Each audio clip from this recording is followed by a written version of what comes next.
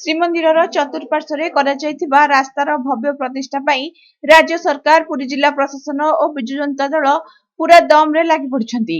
ରାଜ୍ୟର ଜନସାଧାରଣଙ୍କୁ ଅଧିକରୁ ଅଧିକ ସଂଖ୍ୟାରେ କାର୍ଯ୍ୟକ୍ରମ ସହ ଯୋଡ଼ିବା ଲକ୍ଷ୍ୟରେ ସାରା ରାଜ୍ୟ ପରିକ୍ରମା କରି ଲୋକଙ୍କୁ ପ୍ରତିଷ୍ଠା ଯଜ୍ଞ ପାଇଁ ଚାଉଳ ଓ ଗୁଆ ମାଗୁଛନ୍ତି।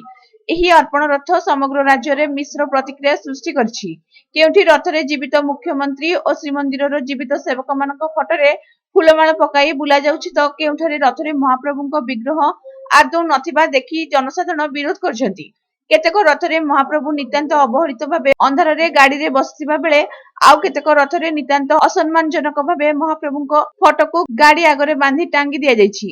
କିଛି ସ୍ଥାନରେ ଦଳୀୟ କର୍ମୀ ଶ୍ରୀବିଗ୍ରହଙ୍କ ନିକଟରେ ଫଟୋ ଉଠାଇବା ନିଶାରେ ଗୋଡ଼ ରଖିଥିବା ବେଳେ ଆଉ କିଛି ସ୍ଥାନରେ ରାସ୍ତାରେ ପକାଯାଇଥିବା ଚିତାରେ ଅଙ୍କା ଯାଇଥିବା ଶ୍ରୀମୁଖ ଉପରେ ଲୋକେ ଓ ଗାଡି ଚଢିଥିବା ଦୃଷ୍ଟିଗୋଚର ହୋଇଛି। ଅନେକ ସ୍ଥାନରେ ତ୍ରିଭୁବନର ସ୍ୱାମୀ ମହାପ୍ରଭୁଙ୍କର ଚାଉଳ ଓ ଗୁଆ କଣ ହେବ ଓ ସେ କାହିଁକି ମାଗୁଛନ୍ତି ବୋଲି ପ୍ରଶ୍ନ ଉଠିଥିବା ବେଳେ ଆଉ କେତେକେ କେବଳ କର୍ତ୍ତା ହିଁ ଗୁଆ ଟେକିଥାଏ ବୋଲି ଶାସ୍ତ୍ର ପ୍ରମାଣ ଦର୍ଶାଇଛନ୍ତି। ସହରାଞ୍ଚଳରେ ତ ସ୍ଥିତି ଆହୁରି ଅଡୁଆ। ଏଠାରେ ବଜାରରେ ଅରୁଆ ଚାଉଳ ବୋଲି ଯାହା ବିକ୍ରି ହେଉଛି ତାହା ବାସ୍ତବରେ ଷ୍ଟିମ୍ ରାଇସ୍ ବା ବାମ୍ଫ ଦିଆ ଏକ ପାଗି ଉଷୁନା ଚାଉଳ। ଉଷୁନା ଚାଉଳ ମହାପ୍ରଭୁଙ୍କୁ ଅର୍ପଣ କରି ପୁଣ୍ୟ ନାମରେ ପାପର ଭାଗିଦାର ହେବା ପାଇଁ ମଧ୍ୟ ଅନେକ ଚାହୁଁନାହାନ୍ତି। ପୁରୀ ଜିଲ୍ଲାରେ ଅତିବଡି ଜଗନ୍ନାଥ ଦାସଙ୍କ ଜନ୍ମମାଟି କପିଳେଶ୍ୱରପୁର ଶାସନ ସମେତ କିଛି ସ୍ଥାନରୁ ଆହୁରି କୌତୂହଳପ୍ରଦ ଖବରମାନ ମଧ୍ୟ ଆସିବାରେ ଲାଗିଛି। ସେଠାରେ ପ୍ରଥମ ସରଗମରେ ରଥରେ ମହାପ୍ରଭୁଙ୍କ ବିଗ୍ରହ ନ ଦେଖି ଚିତା ପକାଇ ଶଙ୍ଖ ବଜାଇ ଅପେକ୍ଷା କରିଥିବା ଗ୍ରାମବାସୀ ଅସନ୍ତୁଷ୍ଟ ହେବାର ସରପଞ୍ଚ ପ୍ରତିନିଧି ନିଜ ଘରୁ ଗୋଟିଏ ଫଟୋ ଆଣି ରଥ ଆଗରେ ବାନ୍ଧିବାରେ ଅବସ୍ଥା ନିୟନ୍ତ୍ରଣକୁ ଆସିଥିଲା। ଆଉ କିଛି ସ୍ଥାନରେ ରଥ ବୁଲିବା ପାଇଁ ପ୍ରତ୍ୟେକ ପଞ୍ଚାୟତକୁ 5 ଲକ୍ଷ ଟଙ୍କା ଆସିଥିବା ପ୍ରଚାର ହୋଇଥିବା କାରଣରୁ ରଥ ବୁଲିବା ପାଇଁ ସମ୍ପୃକ୍ତ ଅଞ୍ଚଳବାସୀ ଟଙ୍କା ଦାବି କରୁଥିବାର ଖବର ମିଳିଛି। କିଛି ସ୍ଥାନରେ ସଂକୀର୍ତ୍ତନ ନାମରେ ହେଉଥିବା ନିତାନ୍ତ ଅଶାଳୀନ ଉଦ୍ଧତ ନୃତ୍ୟକୁ ମଧ୍ୟ ଅନେକ ସମାଲୋଚନା କରିଛନ୍ତି।